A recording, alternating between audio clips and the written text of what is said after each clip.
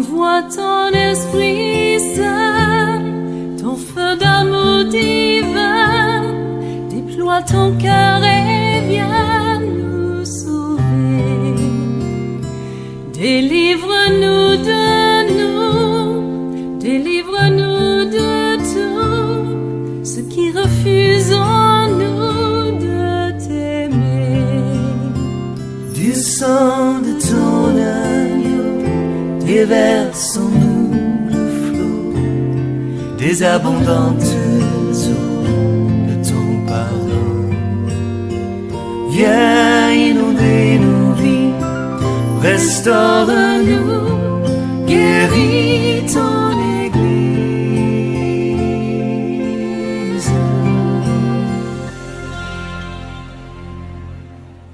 Alors, le tabernacle présente trois ordres. Le premier ordre, c'est le parvis. Le deuxième, le lieu saint. Et le troisième, le lieu très saint. Et le Seigneur me parle de ces choses et le Seigneur me dit que la réalité de ces choses-là, c'est la réalité des trois dimensions de Dieu, des trois signes de Dieu. Sinon, cette réalité-là également ont un lien avec le corps humain. C'est ce message que Jésus va prêcher en Jean 4, en parlant avec la femme samaritaine, qui dit que nos pères ont adoré sur la montagne. La montagne est le premier type d'adoration. Ensuite, elle dira que vous les Juifs vous dites que c'est à Jérusalem qu'il faut adorer. À Jérusalem, c'est donc là où se trouve le temple de Jérusalem. Et donc, elle parle ici de l'adoration du temple. Et Jésus nous dira que l'heure vient. Et cette heure est déjà venue où les vrais, les réels adorateurs ne l'adoreront plus ni sur la montagne, ni à Jérusalem, mais en esprit et en vérité. C'est la troisième heure. Nous croyons avoir parlé de ces choses-là. Si vous allez voir les vidéos que nous avons faites, nous avons parlé de ces choses-là. La troisième heure. Alors vous comprendrez que Jésus-Christ a parlé dans le parvis, il a parlé dans le lieu saint, et il a parlé dans le lieu également très saint. C'est lui la parole de Dieu, la parole révélée. C'est-à-dire que les serviteurs de Dieu qui travaillent dans le parvis ont des recommandations du Seigneur. Ils ont des inscriptions du Seigneur. Ils ont des choses que le Seigneur leur dit dans le premier lieu du temple qui est le parvis. Et cette même parole, Christ, va révéler autre chose qu'il faut faire maintenant dans cette deuxième dimension qui est le lieu saint. Et dans le lieu saint également, il y a des prescriptions. Dans le lieu saint également, il y a des choses qu'il faut accomplir. Il y a des règles, des rituels qu'il faut faire, qu'il faut accomplir, n'est-ce pas, dans ce deuxième lieu. Alléluia.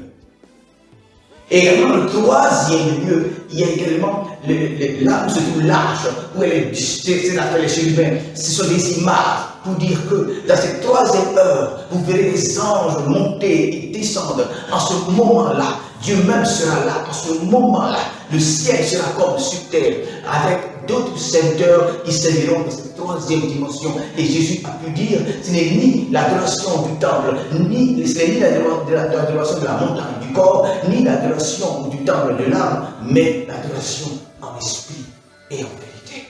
Hors du temple, au-delà du temple, au-delà de la réalité du temple. C'est pourquoi il dira maintenant aux pharisiens, détruisez-moi ce temple, je le rebâtirai en 3 jours. En 3 jours. 1, 2, 3. Parvis, lieu saint, méditation. Et il dira, l'heure vient, et l'heure est déjà venue. En parlant d'heure, il parle du temps. En parlant d'heure, il parle de période. En parlant d'heure, il parle du moment. C'est un moment qu'il annonce où les vrais adorateurs.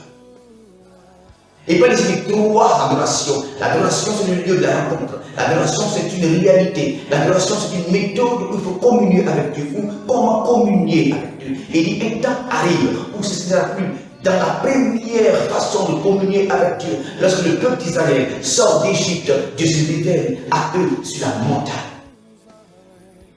Montagne, dimension du corps physique. La première réalité, alléluia.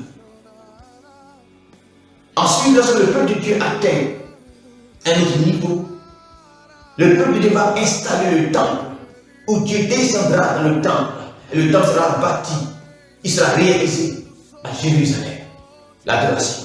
du temple. Et c'est pourquoi je peux dire à un jour, détruisez-moi ce temple, car l'heure du temple est passée. Et maintenant vient un autre type d'adoration avec d'autres serviteurs, avec d'autres méthodes, avec d'autres capacités, avec d'autres moyens, avec d'autres puissances, avec d'autres réalités. La dimension des anges, où se trouve l'arche de l'alliance avec des anges. Nous irons en profondeur et nous parlerons de ces choses-là.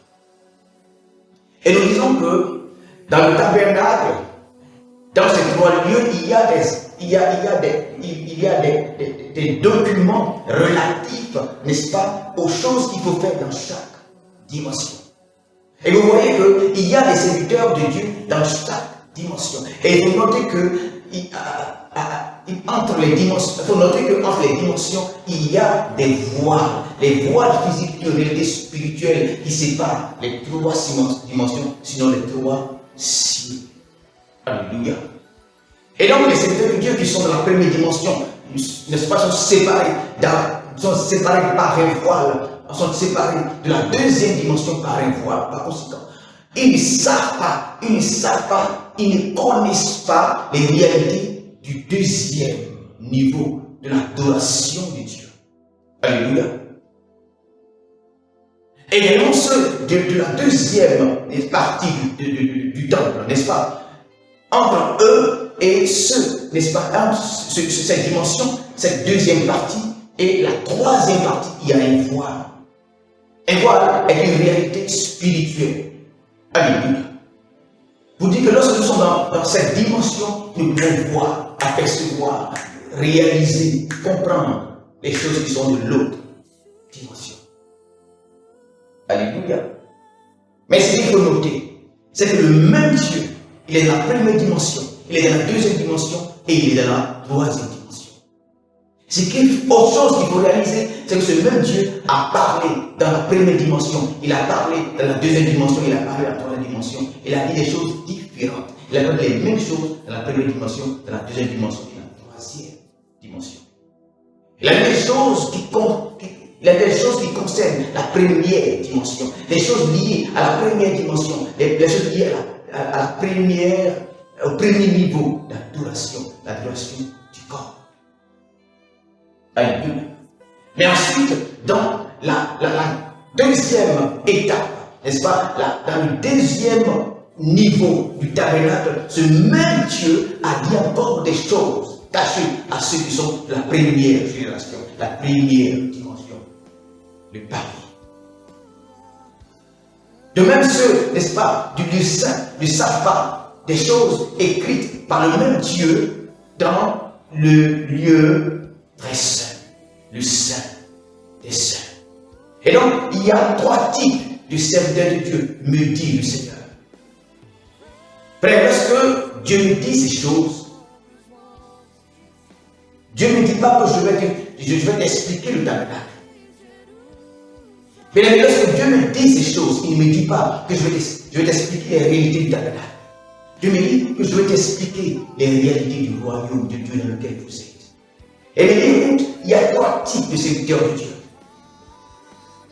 Et c'est ce que j'ai tenté de montrer, car je dis que les choses anciennes, les choses de l'ancienne alliance sont comme une pédagogie, un moyen à que vous compreniez les mystères du nouveau, la nouvelle alliance. Et il dit qu'il y a trois types de serviteurs. Il dit, tu vois, les voiles les séparent. Pourquoi? Parce que ceux de la première dimension ne peuvent voir ni comprendre les choses de la deuxième dimension. Et tu sais, ce qui constitue souvent les problèmes dans l'Église. Car en réalité, lorsque ceux de la première dimension prennent la Bible, lorsqu'ils ouvrent la Bible, ils ne peuvent comprendre, il leur est donné de comprendre les choses de la première dimension. Mais ceux de la deuxième dimension, lorsqu'ils prennent la parole de Dieu, lorsqu'ils prennent la Bible, lorsque moi Dieu je les parle des choses, des réalités de leur dimension, de la deuxième dimension. Et ceux de la première dimension ne comprennent pas les choses de la deuxième dimension. C'est ce qui crée des incompréhensions dans l'Église. Or, ceux de la première dimension sont apparus avant ceux de la deuxième dimension. Sache que Moïse apparaît avant, n'est-ce pas, Josué. Et que Jean-Baptiste apparaît avant Jésus. Et que Élie apparaît avant Élisée. Et que les choses sont tachées à la première dimension.